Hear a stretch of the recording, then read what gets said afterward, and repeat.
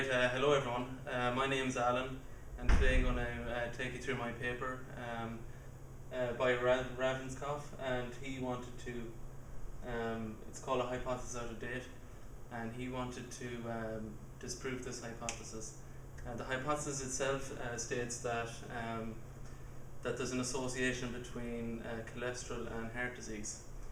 And basically, he wanted to figure out why this hypothesis still lives today. So basically, he reviewed lots of papers, and he wanted to investigate why this is the case. So I'll just take you through it.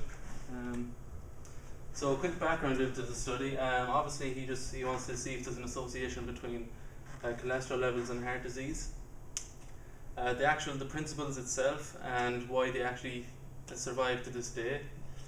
You want to see why there's insufficient findings in all the studies that he did to disprove prove the hypothesis. He looked at a wide variety of studies, namely your case-control trials, your cohort studies, and your cross-sectional studies. As well, the impact of the hypothesis itself, it's actually affecting the lives of millions, and now one life was saved due to manipulation of fats within a laboratory setting. And as well, he's going to highlight some bias as well in the study that the authors included. So I'll just take you through the objectives first of all. So basically, first of all, he wants to find an association between cholesterol itself and heart disease. And he wants to dispel any myths that surround it. And he wants to obviously disprove this hypothesis as well. Okay, so I'll just take you through the studies. Okay, in this review, he looked at 3 studies. You have your cross-sectional studies, your cohort studies, and your case-control studies. And here in the middle here you have your heart disease risk there. So the cross-sectional studies, there's one study in particular which stood out. It was a study assessing whether Japanese people who migrated to the States had an increase in their atherosclerosis levels. And it was found that they didn't take into account that the Japanese people would stick to their culture once they moved. And it was actually found that, to begin with, the Japanese people actually have a higher degree of fat and cholesterol risk. Case control studies, whereby he took people who had a high risk of cardiovascular disease, and they gave them like a 2-week diet to see of high cholesterol, to see if that would impact on the levels of heart disease risk, and there was no correlation there.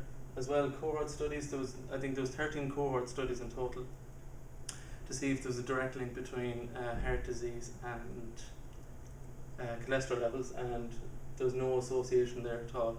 And they're just a few examples, and I'll go through a few of them later. And in all of them, that there was no correlation found. Okay. So I just want to go through obviously the results and a few weaknesses, because there's very few strengths in the studies.